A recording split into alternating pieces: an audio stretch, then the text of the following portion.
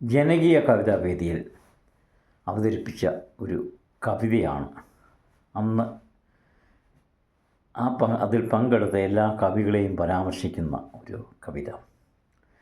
വളരെ വർഷങ്ങൾക്ക് മുമ്പ് രോഹിണി അവന്തികയിൽ കെ നായരുടെ വീട്ടിൽ വെച്ച് നടന്ന ഒരു കവിയരങ്ങിനെക്കുറിച്ചുള്ള കവിതയാണ്.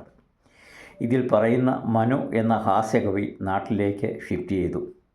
പണ്ഡിതനായ ദേസു എഞ്ചിനീയർ, ഡൽഹി ഇലക്ട്രിസിറ്റി ബോർഡിലെ എഞ്ചിനീയർ ശ്രീ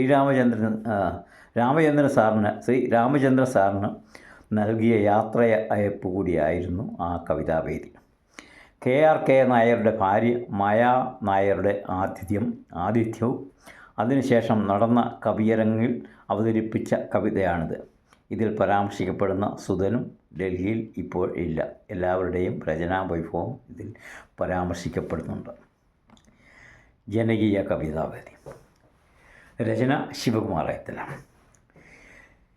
മനൊരു മാനവനാണല്ലോ ഹാസ്യത്തിനൊരു പര്യായം, സുധനൊരു സാധകനാണല്ലോ ശ്രീനാരായണ ദാർശനികൻ, ചന്ദ്രിക ശീതളമാണല്ലോ ലാളിത്യത്തിനു സോദരിയും, ഉല്ലാസിവിടൊരു എരിവാണ് രാവണ രാക്ഷസ സഖിയാണ്, ജിതേന്ദ്രനും ഒരു കവിയാണ് ജീവിത നാടകമെഴുതുന്ന അജിതൻ, രചനകൾ രമണീയം മാതാ സീതയെ അറിയുന്നോൻ, സാഗരമാണി രാജേന്ദ്രൻ വിജ്ഞാനത്തിൻ തീയാണ്, സാഗരമാണി രാജേന്ദ്രൻ വിജ്ഞാനത്തിൻ തീയാണ്, കവിതകൾ എഴുതും കരുമാടി തെച്ചിപ്പൂങ്കുലവർണ്ണത്തിൽ,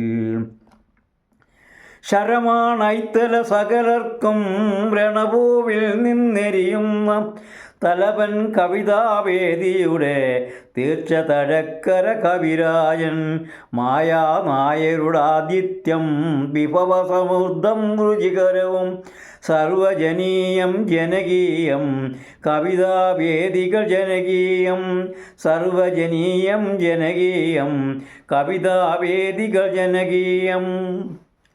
ഇതിൽ പറയുന്ന ചന്ദ്രിക മായാപുരിയിലായിരുന്നു താമസിച്ചിരുന്നത്. അവരെ ഇപ്പോൾ ഇല്ല.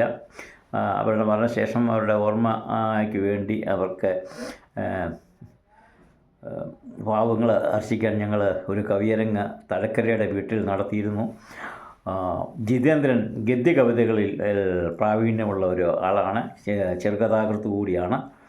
പിന്നെ അജിതനും കവിത എഴുതിയിരുന്നു. അജിതൻ ഇപ്പോഴും ഇവിടെ ഉണ്ട്. പിന്നെ രാമചന്ദ്രൻ സാർ ഇപ്പോൾ ഷൊർണൂരിലാണ് താമസം. ഇടയ്ക്കിടയ്ക്ക് വിളിക്കാറുണ്ട്. മഹാപണ്ഡിതനായ സംസ്കൃതത്തിൽ, അതായത്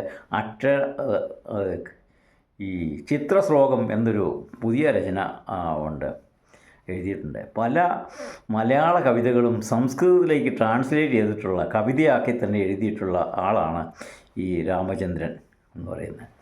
പിന്നെ കരുമാടിയൊരു പുസ്തകം ഈ അടുത്ത കാലത്ത് ഇവിടെ പ്രകാശനം ചെയ്തിരുന്നു. എനിക്ക് പോകാൻ കഴിഞ്ഞില്ല. കരുമാടിയും അന്നൊക്കെ പങ്കെടുത്തിരുന്നു. ഇടതുപക്ഷ ജീവിയാണ്. പിന്നെ അദ്ദേഹവും ഇപ്പോഴും ഇവിടെ തന്നെ ഉണ്ട്. പിന്നെ എൻ്റെ കവിതകൾ നിങ്ങൾ ചിലതൊക്കെ ആസ്വദിച്ചിട്ടുണ്ട്.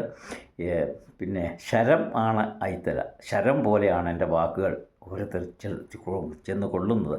അത് നിങ്ങൾക്ക് സാഹിത്യ സേവ എന്നൊരു കവിത ഞാനിപ്പോൾ ഒരു നീണ്ട കവിത യൂട്യൂബിലിട്ടിട്ടുണ്ട്.